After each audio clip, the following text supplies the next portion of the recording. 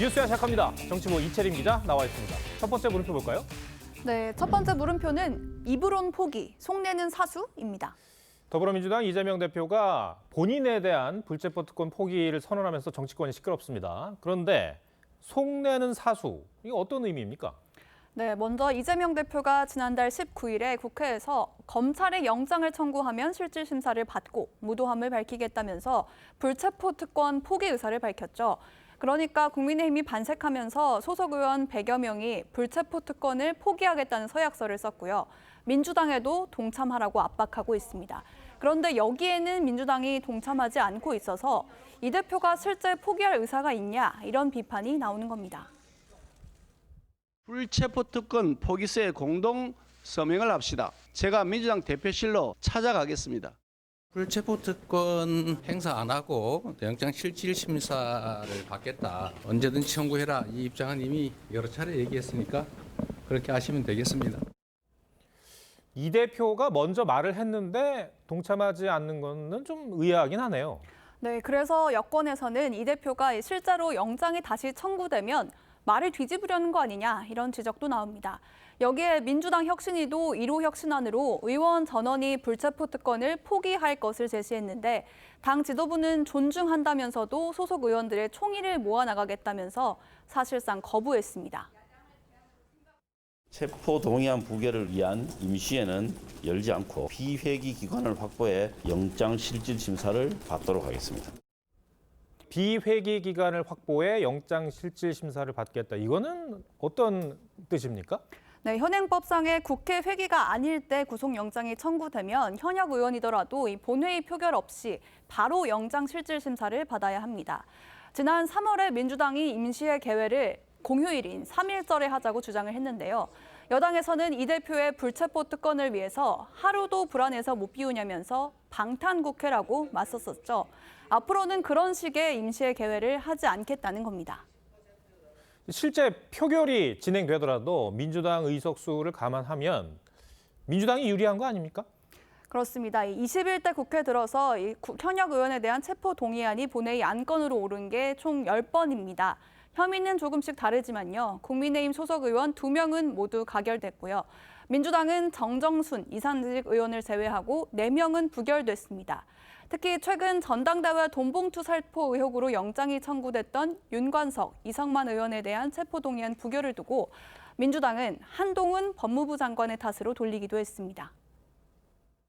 방탄이라는 비난을 감수하더라도 어떤 정치적인 의사표시를 하지 않으면 안 된다라는 분위기를 말씀드리고요. 의도적으로 자극한 게 만들어낸 게 법무부가 아닌가, 장관이 아닌가 싶습니다.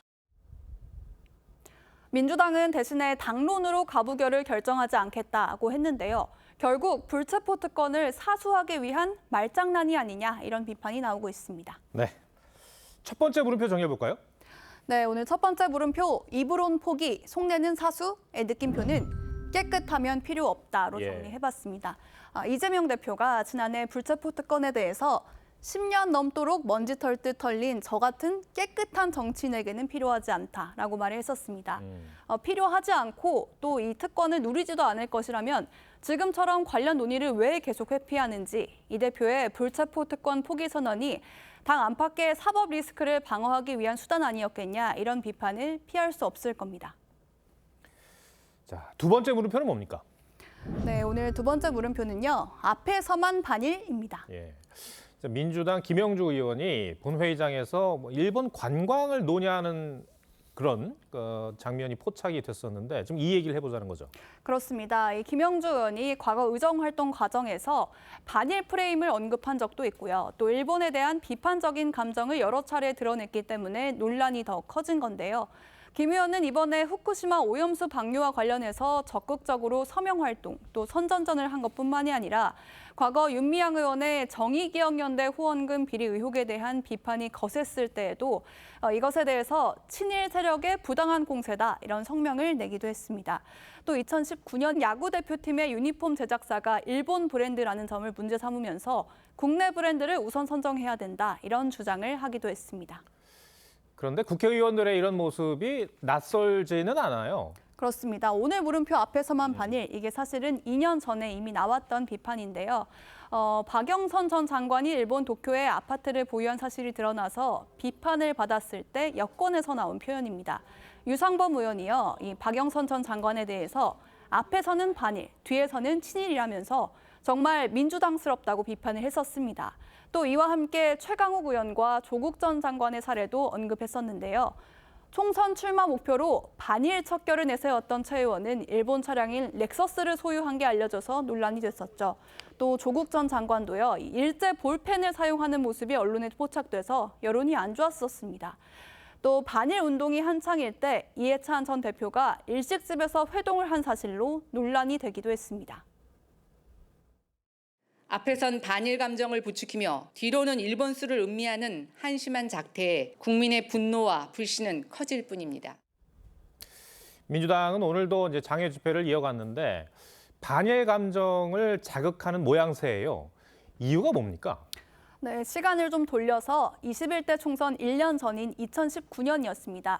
이때 당시 조국 전 법무장관이 SNS에 죽창가를 올리면서 이른바 노제팬 운동이 절정에 달했던 것 아마 기억하실 겁니다. 또 민주연구원에선 한일 간 갈등이 민주당의 총선에는 긍정적인 영향을 미칠 거라고 분석해서 논란이 일기도 했었는데요. 22대 총선 내년으로 다가왔습니다. 여권에서는 민주당이 또다시 반일 감정을 자극해서 총선에 활용하는 거 아니냐, 이런 지적이 나오고 있습니다. 네, 알겠습니다. 두 번째 물음표도 정해볼까요? 네, 두 번째 물음표 앞에서만 반일의 느낌표는 두 번은 안 속는다로 정리해봤습니다. 예. 일본에 여행 가거나 일본 물품 쓰는 거 모두 개인의 자유입니다만 국민을 향해서는 반일을 외치면서 정작 자신은 앞뒤가 다른 행동을 한다면 비판을 피하기 어려울 겁니다. 특히 당시 일본의 수출 규제가 해제되는데 4년이 걸렸듯이 정치권이 빚어낸 한일 갈등으로 인한 손해를 회복하는 데는 수년의 시간과 노력이 걸린다는 거 기억해야 할 겁니다. 반복되는 민주당 의원들의 이런 태도가 국민들의 반감만 부를 수도 있을 것 같습니다. 이철임 기자, 잘 들었습니다.